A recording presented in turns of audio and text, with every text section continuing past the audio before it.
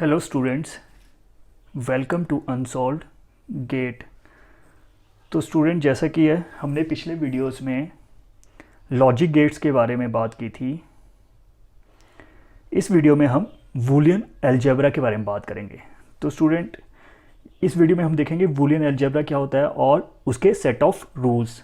तो सबसे पहले तो स्टूडेंट हमें पता होना चाहिए कि बूलियन अलजेब्रा एक ग्रेट मैथमेटिशियन थे जिनका नाम था जॉर्ज बूल, जो कि एक मैथमेटिशियन थे। उन्होंने बूलियन अलजेब्रा दिया था। तो बेसिकली स्टूडेंट, हमने अपनी स्कूल्स में अलजेब्रा तो पढ़ा है। अब बेसिकली बूलियन अलजेब्रा और जो हमारा सिंपल अलजेब्रा था उसमें डिफरेंस क्या है। देखो स्टूडेंट, बूलियन अलजेब्रा में जो बेसिक यूनिट है या फिर बेसिक वेरिएबल स्टूडेंट, वो है बूलियन वेरिएबल। और जो सिंपल अलजेब्रा था उसमें जो हमारा वेरिएबल था वो सिंपल वेरिएबल था। अब इन दोनों वेरिएबल्स में डिफरेंस क्या है, बूलियन वेरिएबल और सिंपल वेरिएबल। सिंपल वेरिएबल कोई भी वैल्यू, इनफाइनाइट वैल्यूज ले सकता है, जबकि बूलियन वेरिएबल दो ही वैल्यू ले सकता है, 0 या फिर 1 और जिसको हम ट्रू एंड फॉल्स भी बोलते हैं। और जो बूलियन अलजेब्रा होता है स्टूडेंट्स, वो हम यूज़ क्यों करते हैं, या फिर बूलियन अलजेब्रा है क्या। Boolean algebra is a set of rules used to simplify the Boolean expression या फिर लॉजिक एक्सप्रेशन, so that इस functionality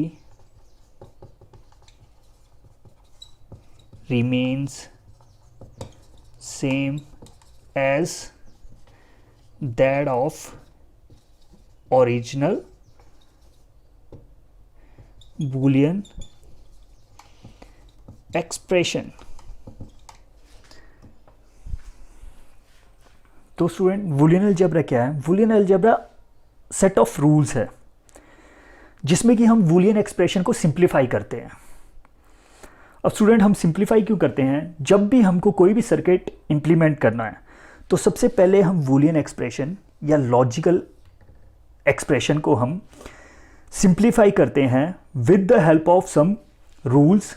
या तो हम बूलियन अलजेब्रा से, जो कि बूलियन अलजेब्रा के रूल्स हम यूज़ करते हैं, या फिर हम कुछ सिंप्लीफिकेशन टेक्निक्स हैं जैसे कि के मैप्स, उसकी हेल्प से हम जो बूलियन एक्सप्रेशन होता है उसे हम सिंप्लीफाई करते हैं। और इन सच ए वे सिंप्लीफाई करते हैं कि जो कि उसका फंक्शनैलिटी है, जैसे कि वो ओरिजिनल बूलियन एक्सप्रेशन है उसकी तरह ही रहे, उसमें कोई चेंज ना हो। तो स्टूडेंट, ये हम देखेंगे। के मैप्स हम बूलियन अलजेब्रा के बाद पढ़ेंगे, वो भी हम अच्छे से पढ़ेंगे। तो अब बात करते हैं हम बूलियन अलजेब्रा के वो रूल्स के बारे में। तो स्टूडेंट, रूल से पहले हम ये देख लेते हैं कि बूलियन एक्सप्रेशन या स्विचिंग एक्सप्रेशन क्या है। बूलियन एक्सप्रेशन या फिर स्विचिंग एक्सप्रेशन क्या होता है। तो स्टूडेंट, जो बूलियन एक्सप्रेशन है वो एक finite number of Boolean variables और constants with operations and or and not, जिस एक्सप्रेशन में यूज हो उस एक्सप्रेशन को हम क्या बोल देते हैं, बूलियन एक्सप्रेशन। फॉर एग्जांपल मेरे पास कोई बूलियन एक्सप्रेशन है, हम ले लेते हैं, जैसे मेरे पास एक फंक्शन है f, जिसमें, चलो स्टूडेंट ये फंक्शन की बात हम आगे करेंगे, पहले तो अभी सिंपल देखते हैं। मेरे पास कोई स्विचिंग एक्सप्रेशन है जिसमें मेरे पास है एक्स एंड वाई और एक्स कॉम्प्लीमेंट वाई जेड और एक्स वाई जेड। तो स्टूडेंट इस एक्सप्रेशन में हमने 3 बूलियन वेरिएबल्स की बात की है, जो कि है x, y एंड z। ये क्या है, बूलियन वेरिएबल्स। और ये कैसे हैं, फाइनाइट नंबर। और इसमें हमने जो ऑपरेशंस हैं या ऑपरेटर्स हैं, जिसको हम ऑपरेटर्स भी बोल सकते हैं, वो है एंड,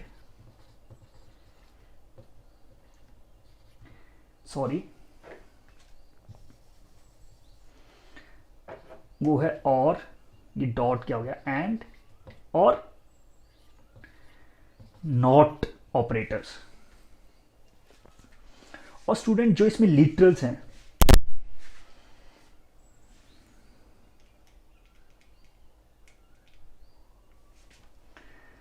और देखो इसमें बूलियन वेरिएबल्स तो 3 ही हैं, एक्स वाई जेड, लेकिन इसमें जो लिटरल्स हैं, लिटरल्स वो कितने हैं, देखो 1 2 3 4 5 6 7 8 8 लिटरल्स यूज किए हैं। अब लिटरल्स क्या होता है, every occurrence of a Boolean variables in true और फॉल्स या फिर इन प्योर और complemented form is known as literals. देखिए जो भी वेरिएबल हम बूलियन एक्सप्रेशन में यूज करेंगे वो जितनी भी बड़ी आएगा उसको हम लिटरल बोलते हैं, चाहे वो प्योर फॉर्म में हो, अनकॉम्प्लीमेंटेड हो या फिर कॉम्प्लीमेंटेड, हम उसे हमेशा ही काउंट करेंगे। तो इसको क्या बोलते हैं, हम इसको क्या बोलते हैं, लिटरल्स। तो स्टूडेंट ये तो हो गया बूलियन एक्सप्रेशन। अब हम बात करते हैं बूलियन अलजेब्रा के रूल्स की। तो स्टूडेंट इसमें कुछ एक रूल्स होते हैं। तो जो सबसे पहला रूल आ गया वो है, हम बात करेंगे आइडम पोटेंसी की। तो आइडम पोटेंट रूल क्या बोलता है, अगर हम किसी भी बूलियन वेरिएबल को उसकी एंडिंग करें विद सेम वेरिएबल तो हमारे पास रिजल्ट क्या आएगा, वही सेम बूलियन वेरिएबल। और अगर हम किसी भी बूलियन वेरिएबल की ये ऑरिंग था, एंडिंग करें विद सेम बूलियन वेरिएबल, तब भी हमारे पास रिजल्ट क्या आएगा, वही सेम वेरिएबल। तो स्टूडेंट इस रूल को क्या बोल देते हैं, आइडम पोटेंट रूल। तो स्टूडेंट जो इसका प्रूफ है, अगर हमें ये प्रूफ करना है तो उसके लिए हम क्या करते हैं, ये लेफ्ट हैंड साइड और राइट हैंड साइड का अलग अलग से ट्रूथ टेबल बनाएंगे। अगर हमारे पास वैल्यू सेम आती है दोनों लेफ्ट हैंड साइड और राइट हैंड साइड, तो इसका क्या मतलब है, हमारा रिजल्ट क्या है, ट्रू। और स्टूडेंट एक और बात, जैसे हमने जो बचपन में अलजेब्रा पढ़ा था, अलजेब्रा में क्या आता है, हम कैंसिलिंग कर देते ना, a + a = a, तो यहाँ से हम कैंसिल कर देते थे। और हम अगर a.a = a, तो यहाँ से हम ये कैंसिल कर देते थे। तो स्टूडेंट बूलियन अलजेब्रा में ऐसा नहीं होता, हम ये नहीं कर सकते, क्योंकि बूलियन अलजेब्रा वो सिंपल अलजेब्रा नहीं है। तो तो इसमें हमने क्या करना पड़ता है, हमें इक्वल शो करना पड़ता है, left hand side is equal to right hand side. अगर मुझे ये ट्रू प्रूव करवाना है तो मुझे क्या करना पड़ेगा, ट्रूथ टेबल बनाना पड़ेगा।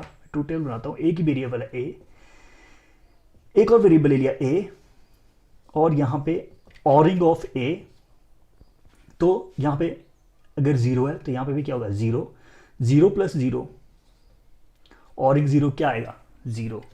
अगर यहां पे वन है, वन, और यहां पे वन है, तो हमने देखा है वन ऑरिंग वन, तो रिजल्ट क्या आएगा, हमेशा वन। तो ये क्या आ गया, ए, ये क्या आ गया मेरे पास, ए। तो इसका क्या मतलब है, left hand side is equal to right hand side, तो ये ट्रू है। तो ऐसे ही हम ये भी प्रूव कर सकते हैं। चलो ये तो सिंपल है, लेकिन आपको ये पता होना चाहिए कि इस रूल को आइडम पोटेंसी रूल बोलते हैं, आइडम पोटेंट रूल बोल देते हैं। कई बार एग्जाम में से डायरेक्ट आ जाता है, आपको ऑप्शन दी जाएंगी, चार ऑप्शन में से पूछ लिया जाएगा कि इसमें से बताओ कि कौन सा आइडम पोटेंट रूल है स्टूडेंट। अब स्टूडेंट हम सेकंड बात करते हैं आइडेंटिटी की। स्टूडेंट बूलियन अलजेब्रा में हमारे पास आइडेंटिटीज होती हैं, जैसे मैं बोल सकता हूं A ORing with one always gives one, A ORing with zero always gives A, that Boolean. और इसको मैं ऐसे लिखता हूं, A ANDing with one always gives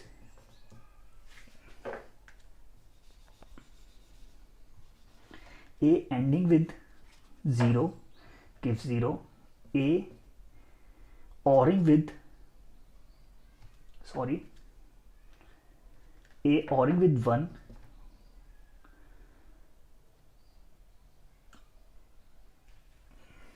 a ending with 1 always gives a। तो स्टूडेंट ये जो चार रूल हैं इनको हम आइडेंटिटी बोलते हैं। बूलियन अलजेब्रा में इनको क्या बोलते हैं, आइडेंटिटी। और अगर इनको प्रूव करना है तो वैसे ही हमें क्या करना पड़ेगा, ट्रूथ टेबल बनाना पड़ेगा। लेफ्ट हैंड साइड और राइट हैंड साइड हमें क्या करनी पड़ेगी, सेम। अगर वो इक्वल आ गई तो इसका मतलब ये आइडेंटिटी हमारी क्या है, ट्रू। जैसे ये देख लेते हैं simple, A ORing with one always provides one. अगर मैंने ए को मैं जीरो लेता हूं और उसको और विद वन करता हूं तो रिजल्ट क्या आएगा, हमेशा वन ही आएगा। आपको हमने और गेट किया था ना, और गेट में अगर मेरे पास कभी भी और या और ऑपरेशन में कभी भी एक भी इनपुट हाई है तो रिजल्ट क्या आएगा, हाई। अगर मैं करता हूं वन, अगर ए की जगह वन है ऑरिंग विद वन तो हमेशा क्या आएगा, वन, क्योंकि एटलीस्ट एक इनपुट मेरे पास क्या होना चाहिए, ट्रू, तो रिजल्ट क्या आएगा, हमेशा ट्रू। तो स्टूडेंट ऐसे ही आप और भी ये प्रूव कर सकते हैं। अब हम थर्ड रूल की तरफ बढ़ते हैं। थर्ड रूल है वो है हमारा कॉम्यूटेटिव लॉ। तो स्टूडेंट कॉम्यूटेटिव लॉ क्या बोलता है, स्टूडेंट सिंपल है, अगर हमारे पास दो बूलियन वेरिएबल्स हैं और A ANDing v is equivalent to v ANDing a, और a oring with b is equivalent to b oring with a। तो स्टूडेंट अगर हम इंटरचेंज कर दें, और इसका मतलब एक और है कि और ऑपरेशन और AND operation commutative in nature होते हैं। ओके स्टूडेंट, अब स्टूडेंट जो नेक्स्ट लॉ है वो हम देखते हैं। स्टूडेंट जो नेक्स्ट लॉ है हमारा वो है एसोसिएटिव लॉ।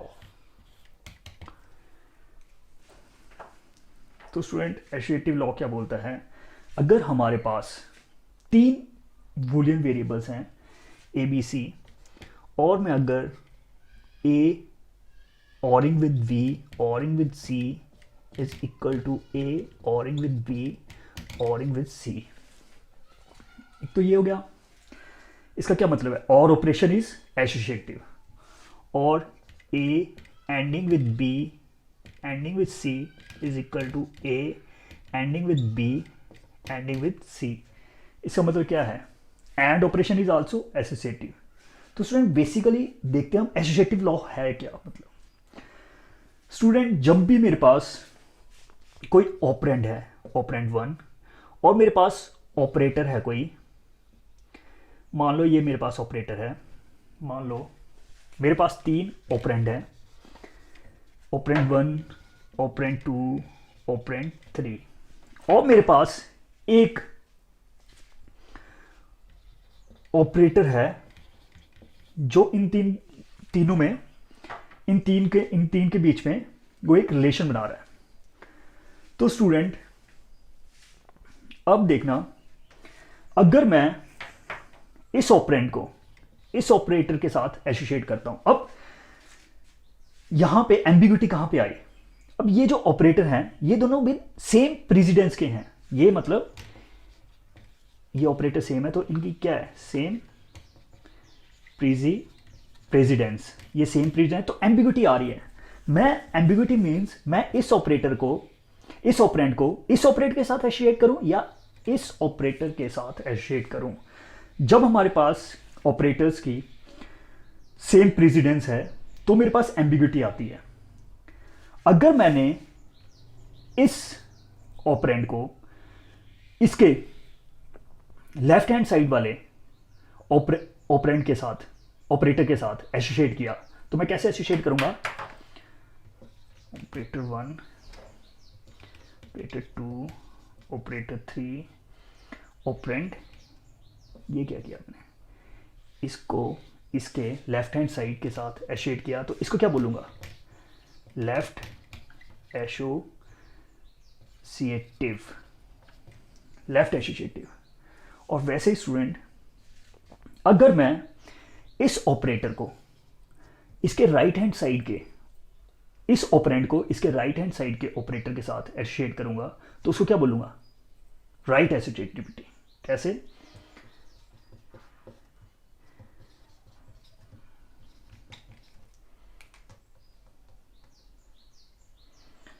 तो मेरे पास ये ऑपरेटर है, अगर मैं इसको इसके राइट हैंड साइड के साथ एसोसिएट कर रहा हूं तो इसको क्या बोलूंगा, राइट एसोसिएटिव। तो स्टूडेंट ऐसा ही होता है यहां पे भी, ये जो है मेरे पास, ये मेरे पास जो बी ऑपरेंड है वो अपने राइट ऑपरेटर के साथ, जो कि है और ऑपरेटर, उसके साथ एसोसिएट कर रहा है, तो इसको क्या बोलूंगा, राइट एसोसिएटिव। इसको क्या बोलूंगा, लेफ्ट एसोसिएटिव। तो student in case of or क्या होता है, left associative is equal to right associative, मतलब और ऑपरेटर हमारा क्या है, फॉलो करता है एसोसिएटिव लॉ। और इन केस ऑफ एंड ऑपरेटर भी हमारा क्या, एसोसिएटिव लॉ को फॉलो करता है। अब स्टूडेंट हम देखते हैं कि ये ट्रू है कि फॉल्स। आपको ये समझ तो आ गया होगा, लेफ्ट एसोसिएटिव, राइट एसोसिएटिव। अब देखते हैं ये ट्रू है या फॉल्स। अब हम इसको कैसे प्रूव करेंगे। तो स्टूडेंट अगर मेरे को एसोसिएटिविटी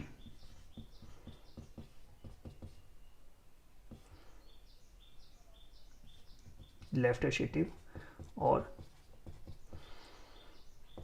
राइट एसोसिएटिव प्रूव करने के लिए, एक्चुअली जो एग्जैक्ट जो हमारे पास प्रोसीजर है उसमें तो हम क्या करते हैं, ट्रूथ टेबल बनाते हैं। अभी ट्रूथ टेबल बनेगा, हमारे पास 3 वेरिएबल्स हैं, तो ट्रूथ टेबल बनेगा ए बी सी। अब अगर मेरे पास 3 वेरिएबल्स हैं और मुझे क्या करना पड़ेगा, मैं अभी क्या प्रूव कर रहा हूं, लेफ्ट एसोसिएटिविटी।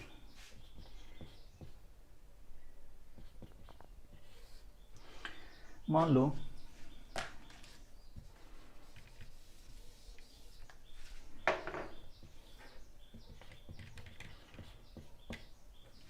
पहले तो मुझे क्या प्रूव करनी पड़ेगी, लेफ्ट एसोसिएटिविटी। तो उसके लिए मुझे ऐसे एक ट्रूथ टेबल बनाना पड़ेगा जिसमें देखो अब 3 वेरिएबल्स हैं, तो ट्रूथ टेबल में जो वैल्यूज होंगी वो कितनी होगी, 2 पावर 3 मतलब 8। जैसे 0 0 0 0 0 1 0 1 0 0 1 1 1 0 0 101 110 111। तो हम एक्चुअल में जो प्रूव करते हैं वो ऐसे प्रूव करते हैं। अब मैं ये निकालूंगा, फिर मैं लेफ्ट एसोसिएटिव प्रूव करूंगा, फिर मैं राइट एसोसिएटिव, फिर देखूंगा ये दोनों इक्वल हैं कि नहीं। अगर ये दोनों इक्वल होंगे, सेम होंगे, तो मैं बोलूंगा हाँ associative, left associative is equal to right associative and associative law is valid for or operator. लेकिन स्टूडेंट ये बहुत ही लंबा प्रोसीजर है। अगर एग्जाम में हमने ऐसा कर, अगर एग्जाम में आपके पास टाइम है तो आप ऐसा कर सकते हैं, लेकिन अभी हम एक शॉर्टकट वे से करेंगे। तो शॉर्टकट वे से कैसे करेंगे? मान लो मैंने कुछ ए की वैल्यू ले ली, पर शॉर्टकट वे का एक नेगेटिव पॉइंट भी है, वो मैं आपको बाद में बताऊंगा। मान लो मैंने ए की वैल्यू 0 ले ली, तो अब मैं लेफ्ट एसोसिएटिव पहले प्रूव करता हूं। एनीथिंग एंड ऑरिंग विद 0, वो क्या होता है आपको पता है? हमेशा क्या होएगा? That operator AND B plus C. तो हमारे पास लेफ्ट में आ गया बी प्लस सी। अब राइट एसोसिएटिव भी देखते हैं, ए प्लस बी प्लस सी। अब ए की वैल्यू इसमें 0 प्रूव कर देते हैं, बी प्लस सी। अब anything ORing with that variable, तो हमारे पास क्या आता है? एग्जैक्टली वही वेरिएबल। तो इसमें हम बोल सकते हैं कि left associative is equal to right associative. लेकिन इसका एक डिफॉल्ट है, इसका एक डिसवांटेज है। डिसवांटेज ये कि अगर मेरे पास, मैं ऐसा शॉर्टकट तरीका लेता हूं और मैंने कोई वैल्यू अज्यूम कर ली, दो ही वैल्यू अज्यूम कर सकते हैं, या 0 या 1, क्योंकि ये बूलियन अलजेब्रा है, बूलियन वेरिएबल्स यूज करते हैं हम। अगर मेरे पास रिजल्ट ट्रू भी आ गया तो मैं ये नहीं बोल सकता कि ये रिजल्ट ट्रू ही है, ये और वैल्यूज के लिए फॉल्स भी हो सकता है। तो इसमें हमें बड़ा केयरफुल रहना पड़ेगा। ओके स्टूडेंट, तो ये था एसोसिएटिव लॉ। अब हम नेक्स्ट लॉ देखते हैं। तो स्टूडेंट जो नेक्स्ट लॉ है, फिफ्थ, वो क्या है? कॉम्प्लीमेंटेशन या कॉम्प्लीमेंटेटिव। कॉम्प्लीमेंटेटिव लॉ। तो कॉम्प्लीमेंटेटिव लॉ क्या बोलता है? Anything ORing with its own complement always provides one logic true. Anything ending with its complement always gives false. तो स्टूडेंट ये हम वैसे ही प्रूव कर सकते हैं। अगर मैं ट्रू टेबल की हेल्प से ट्रू टेबल ले लेता हूँ, तो यहाँ पे 0, तो यहाँ पे 1, यहाँ पे 1, तो यहाँ पे 0। तो स्टूडेंट अब देखो, एंड ऑरिंग 0 1 ऑलवेज प्रोवाइड 1, 1 और 0, और एक एटलीस्ट 1 वैल्यू ट्रू है, तो रिजल्ट क्या आएगा? True.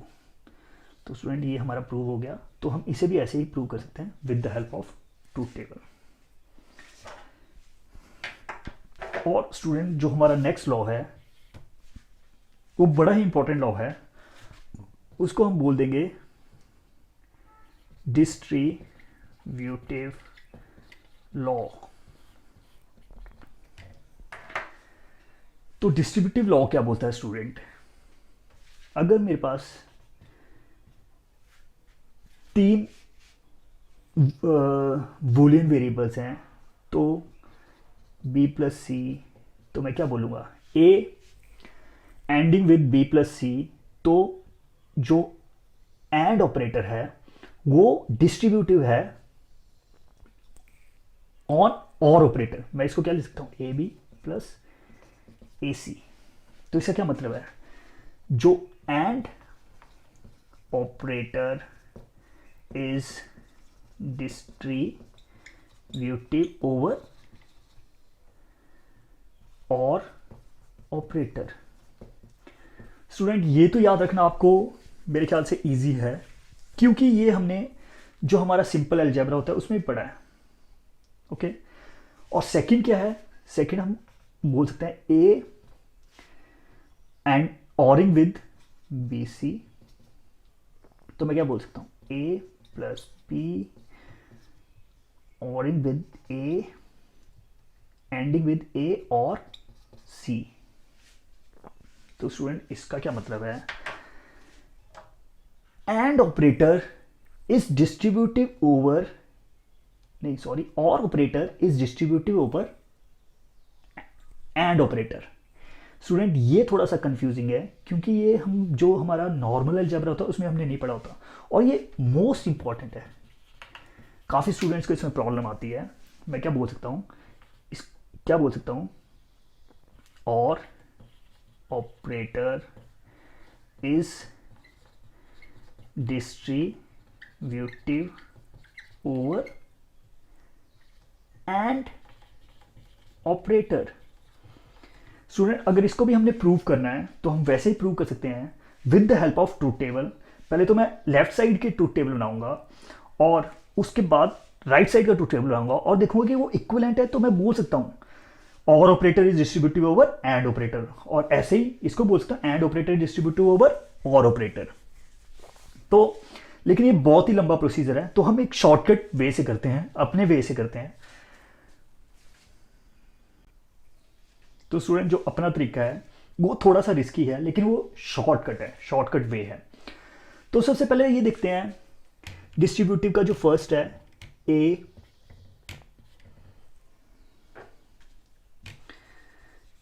Ending with B ORing with C is equal to, जो एंड ऑपरेटर है इज डिस्ट्रीब्यूटिव ओवर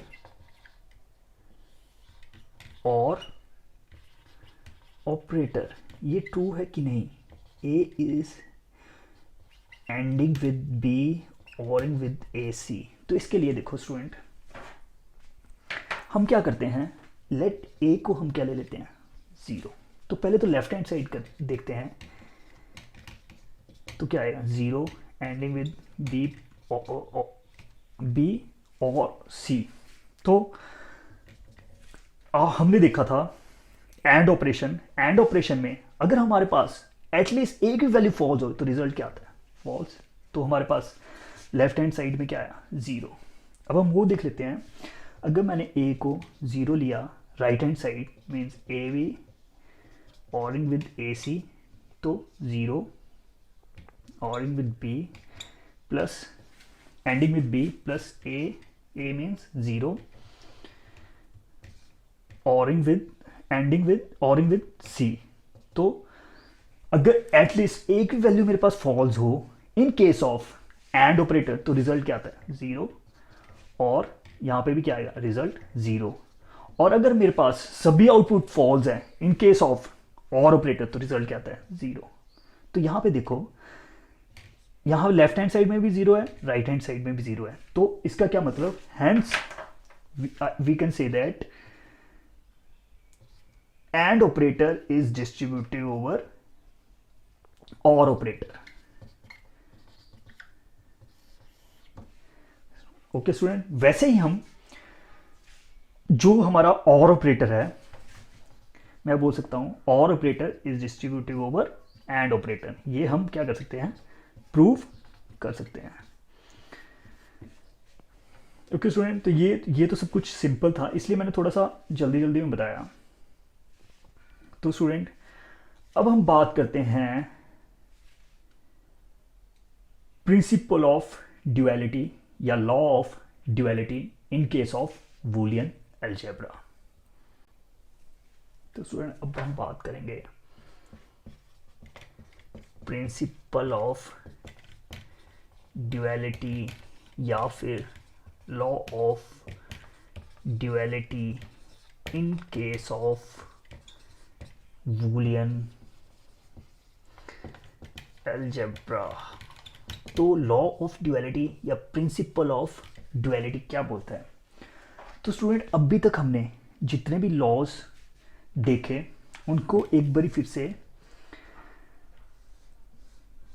रिपीट कर लेते हैं। सबसे पहले तो हमने क्या देखा, आइडमपोटेंसी लॉ। आइडमपोटेंसी लॉ में हमने क्या देखा, any Boolean algebra ORing with same variable then we get same variable, और ANDing with we get same variable. ये है लॉ ऑफ आइडेम्पोटेंसी। और स्टूडेंट जो सेकंड लॉ था वो क्या था, आइडेंटिटी। आइडेंटिटी लॉ में हमने क्या देखा, anything ANDing with ORing with one always gives one, anything ORing with zero always provide that variable. और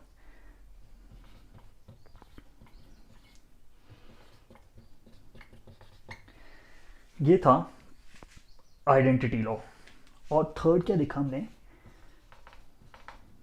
कॉम्यूटेटिव लॉ। कॉम्यूटेटिव लॉ में क्या था, a plus B is equal to B plus A, B और A sorry, और बोल सकते हैं a ending with b is equal to b anding with a। ये दोनों क्या है, सेम। और जब हमने फोर्थ चीज देखी वो क्या था, एसोसिएटिव लॉ। और एसोसिएटिव लॉ क्या बोलता था, a ORing with b c is equal to with b plus c।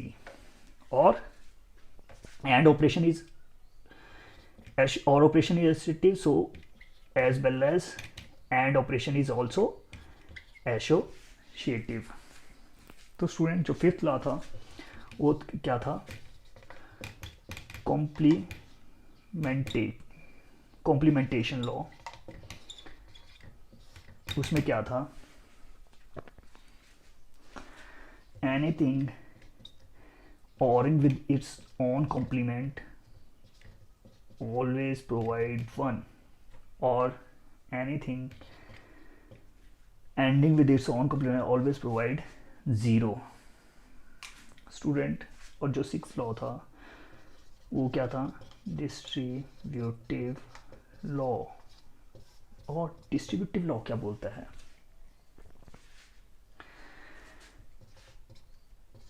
And operator is distributive over और operator, A B plus A C. OR operator is distributive over AND operator, A plus B AND A plus C. तो students अगर हम in laws की हर statement को analyse करें तो वो pair में है। हर स्टेटमेंट किस में है, पेयर में। हर स्टेटमेंट की एक पेयर है। और उन पेयर्स में भी क्या एक क्या चीज कॉमन है उसमें देखो, हर पेयर में हमारे पास क्या हो रहा है, प्लस को हम एंड ऑपरेटर को हम चेंज कर रहे हैं, और ऑपरेटर को चेंज कर रहे हैं एंड ऑपरेटर में, एंड ऑपरेटर को चेंज कर रहे हैं और ऑपरेटर में, और वन को चेंज कर रहे हैं जीरो में, और जीरो को चेंज कर रहे हैं वन में। तो स्टूडेंट बूलियन अलजेब्रा इसी को बोलते हैं लॉ ऑफ ड्यूअलिटी या principle of duality in Boolean algebra.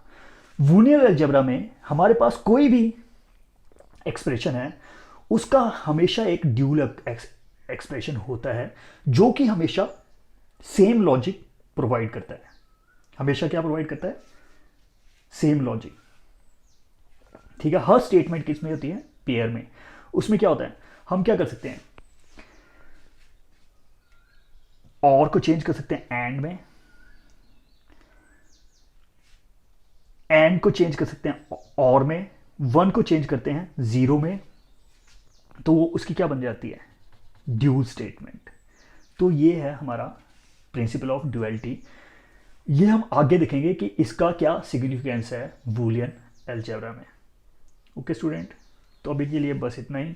अगर किसी को कोई भी अभी भी किसी का कोई डाउट्स होंगे तो वो कमेंट सेक्शन में मेरे साथ शेयर कर सकता है। आई होप मैं कोशिश करूँगा कि आपके डाउट का सॉल्यूशन प्रोवाइड करूँ।